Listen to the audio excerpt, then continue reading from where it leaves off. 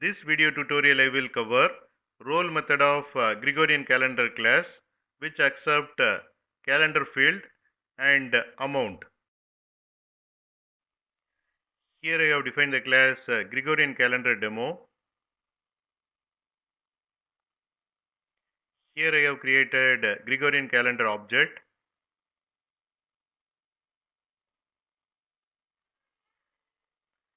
Then I am calling role method of Gregorian calendar object and passing calendar field as month and amount to be added as 3. So this method roll 3 months forward. So month is moved from October to Jan.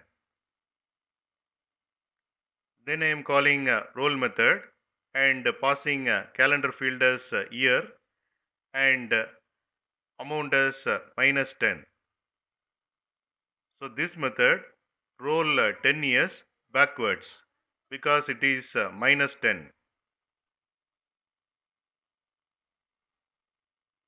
2018 is moved backward to 2008.